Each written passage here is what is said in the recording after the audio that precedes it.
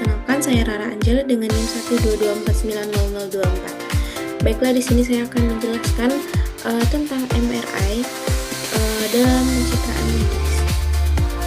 Yang pertama,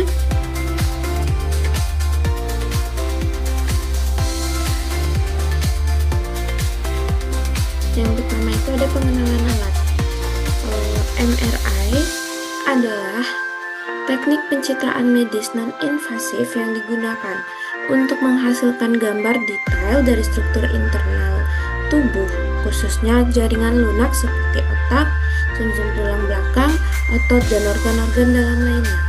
Teknologi ini ditemukan pada tahun 1970-an dan kini menjadi salah satu alat diagnostik paling penting dalam dunia kedokteran modern. Tidak seperti CT scan atau X-ray yang menggunakan radiasi penion, MRI menggunakan medan magnet kuat dan gelombang radio untuk menghasilkan gambar. Selanjutnya, fungsi dan kegunaan MRI. MRI memiliki kemampuan luar biasa untuk menampilkan kontras jaringan lunak secara detail. Oleh karena itu, alat ini sangat berguna dalam berbagai aplikasi klinis dan antara lain, yang pertama mendeteksi tumor otak, stroke, dan kelainan neurologis. Yang kedua yaitu menilai kondisi tulang belakang dan diskusi yang mengalami hernia. Lalu ada mengevaluasi kondisi sendi, ligament, dan tendon. Pemeriksaan organ dalam seperti jantung, seperti CM, hati, ginjal, dan seterusnya.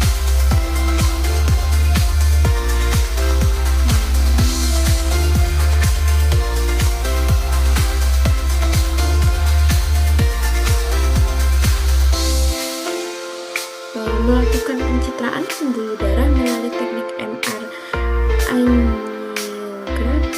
Keunggulan utama MRI adalah kemampuannya menghasilkan gambar tanpa bahaya radiasi, sehingga aman untuk pemeriksaan berulang dan digunakan pada pasien-pasien anak atau wanita hamil.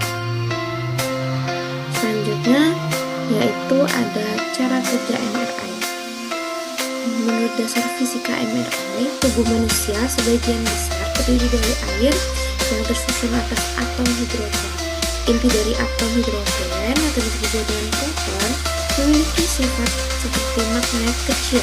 Ketika tubuh ditempatkan dalam medan magnet kuat, proton-proton ini akan sejajar mengikuti medan magnet tersebut dan mulai berputar dengan frekuensi tertentu.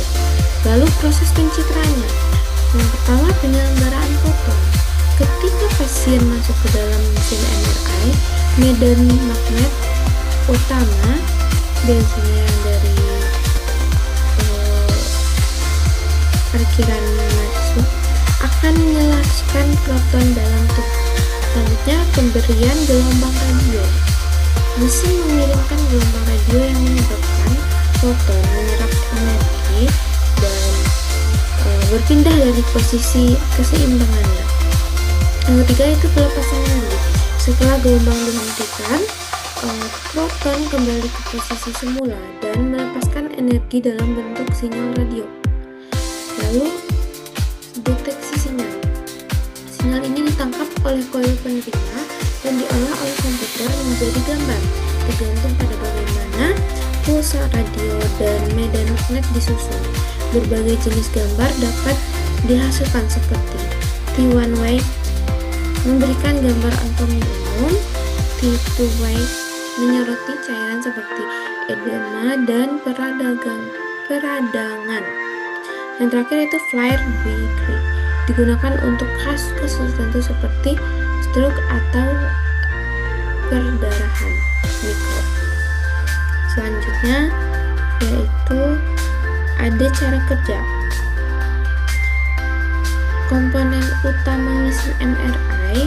Yang pertama, magnet utama. Menyediakan medan magnet tetap yang sangat kuat, biasanya menggunakan superkonduktor dan didinginkan dengan helium cair. Yang kedua yaitu gradient coil. bertujuan menciptakan variasi medan magnet untuk menentukan posisi yang berasal dari tubuh pasien.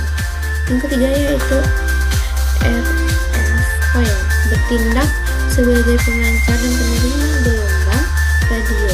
Tersedia berbagai jas coil sesuai bagian tubuh yang diperiksa.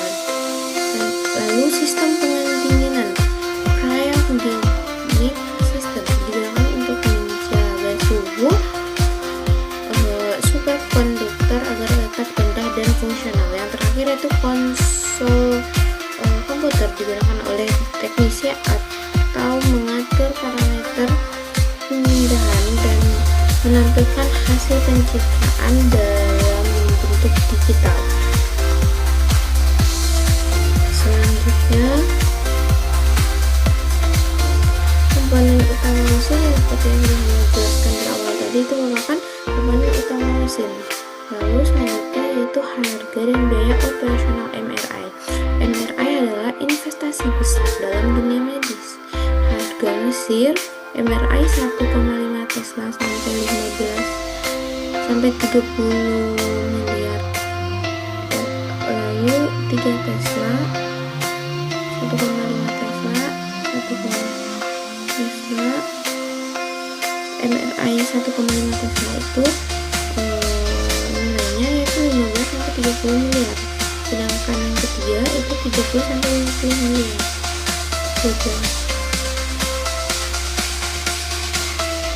Instalasi ruangan infrared, pendinginan dengan film cair, perawatan mesin dan kalibrasi berkala, tenaga teknisi dan radiolog spesialis karena biaya operasionalnya tinggi.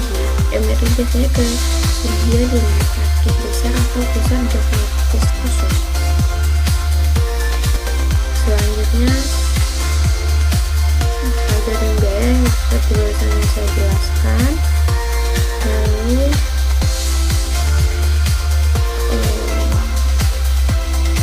kesimpulan lalu jarak tips sebelum pemeriksaan. Tips sebelum pemeriksaan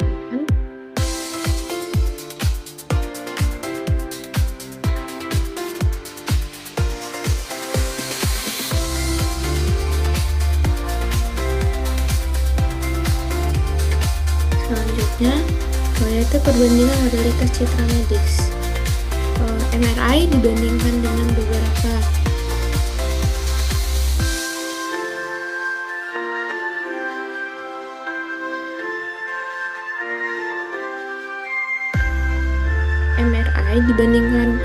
dengan beberapa modalitas pencitraan lain.